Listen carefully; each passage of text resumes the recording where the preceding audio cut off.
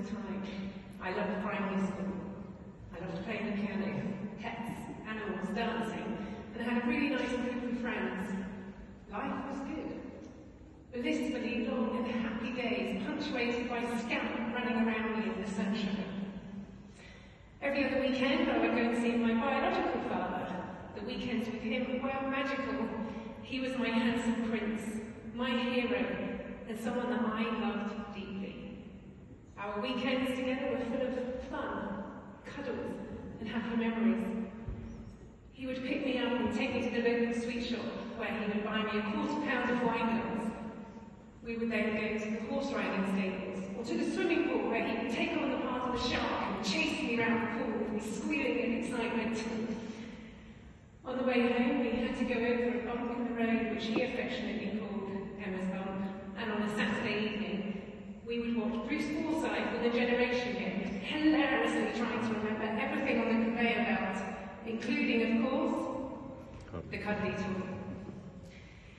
In 1981, Scamp, Bumps in the Road, the Generation Game, and everything else that made me feel safe and happy was about to dramatically change. I was 9 years old. Whilst on a family holiday with my mother and stepfather, I was sexually abused and assaulted by the restaurant owner who had befriended my family on holiday. This restaurant was just set back from the road, along a dirt track, surrounded by farmland. Each night we visited, the restaurant owner would take the children away from the parents eating, outside to see the animals. I loved animals, so I was always so excited to visit this place. On this particular evening, I remember being taken with the other children outside to see the animals. As we walked away from the restaurant, I could hear the parents laughing.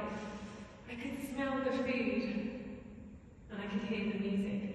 If I looked back over my shoulder, I could see the restaurant. I felt safe. I was surrounded by happy young faces and animals. But for some reason, the restaurant owner took me away from the children.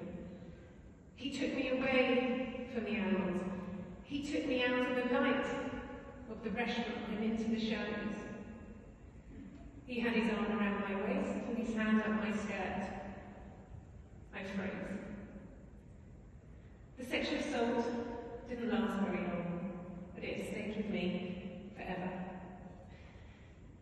In 1984, I was 12, a first year of secondary school, and a weekend to see my biological father. I jumped into his car with my usual excitement, and off we went to the horse riding stables. But something seemed different. He seemed different. On edge. It was like someone had turned off the happy that came with my father, and I felt anxious. Just before we got to the horse riding stables, he pulled off into a lay-by the side of the road. He switched off his engine and he turned to me. And in a stern voice he said, "There's a problem in our relationship." I didn't know what a problem in our relationship meant. Until the next night, when he called me at home and told me he couldn't see me again. I put down the receiver and I ran out of the house, crying, with my mother and stepfather in hot pursuit behind me. I ran as hard as I could. I was shaking. I felt sick. And ultimately, I began to vomit. Without warning, without expectation, without love, my father had cut himself from my life. I was 12 years old. I'm now 49, and I've not seen him since. My father, cutting me from his life, triggered the memory of being abused at 9 years old. I began to scrub myself clean in the bath every night before I went to bed. Something I still do every day, without exception. The once happy child was beginning to fade away. I missed my daddy terribly. I spent hours wishing this was all a horrible nightmare. That he would come back, pick me up and take me to a horse riding stables, tell me everything's going to be okay. But he didn't. He never came back. He never wrote another birthday card. He never wrote another Christmas card. He never took me over the bump in the road or laughed with me about the cuddly toy on the conveyor belt.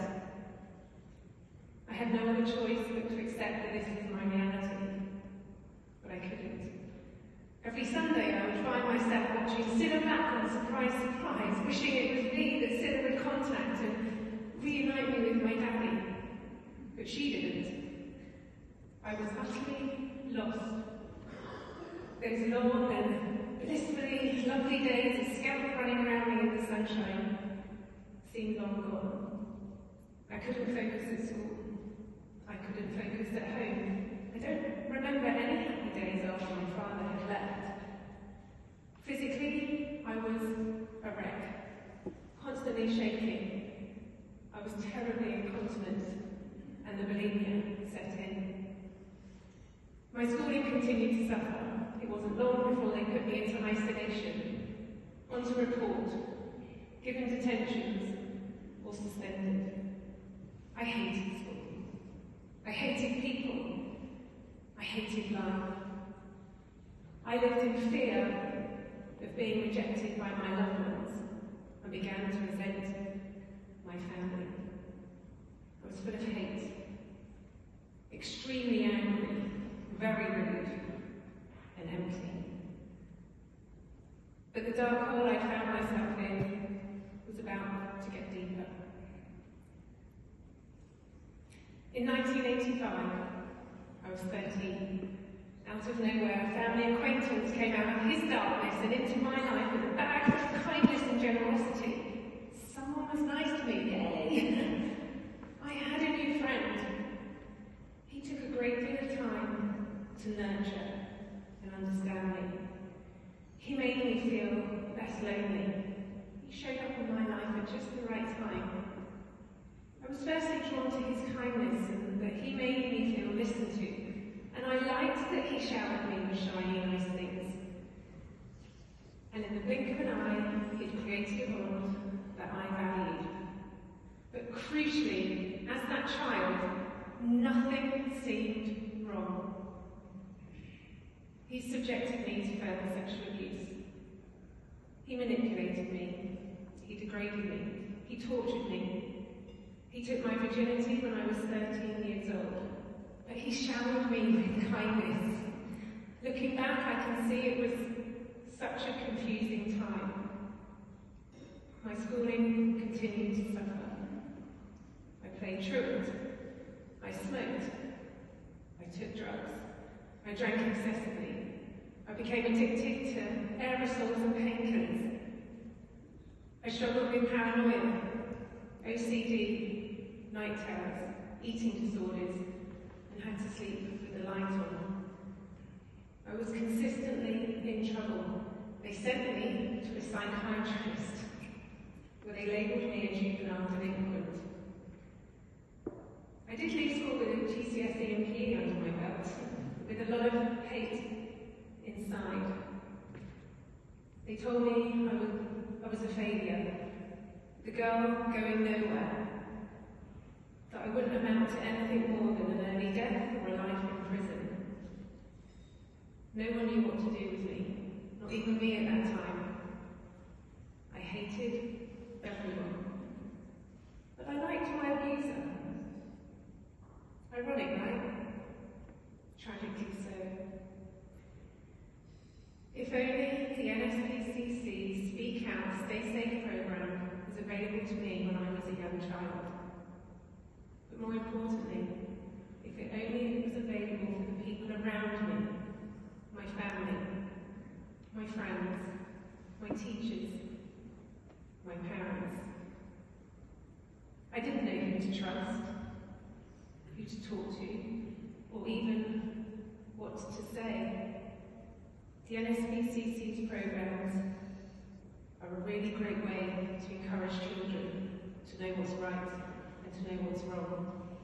I would love to have had a mascot such as Buddy in my life to give me confidence, but more importantly, to have helped me understand that nothing wrong. We have to have no shame about using the NSPCC Speak Out, Stay Safe programme. They are taught in a child-friendly way, but more importantly, they keep children safe. I thought I was the luckiest girl in the world. I met that new friend who showered me with kindness, but this quickly transitioned to child sex abuse. And that was just me. Multiply that by the millions of children around the world being sexually abused every day. I was never the failure. I was never the girl going nowhere. I was merely a broken child, doing what she could to get by while struggling with confusion, abandonment, and trauma. Trying to pick up the broken pieces of my young life, whilst being told I was going to amount to nothing more than a life in prison or an early death. Not the greatest of educations to have started my young life with. It's taken over 25 years of therapy to be here tonight, to be present in my life, and to have become the successful woman that I have, and I don't mean monetary. I am the founder of Stage Right's Performing Arts School for Children. I am the founder of Nutritious Works, Fitness and Wellbeing for Adults. I am a speaker, I'm an author, I'm a mentor, and I'm a child sex abuse activist. Personally, I'm just a girl, doing what she can to get by in the only one single life that she's been given, by understanding the power of mental, emotional, and physical strength. My only hope now is to give children hope, to raise awareness, and to give a voice to the millions who are struggling in silence. And because of that, I am proud that my story has been shared countless times around the world. And you know what? I have no regrets. Listen. Silence. Silence is deafening when you are being abused as a child.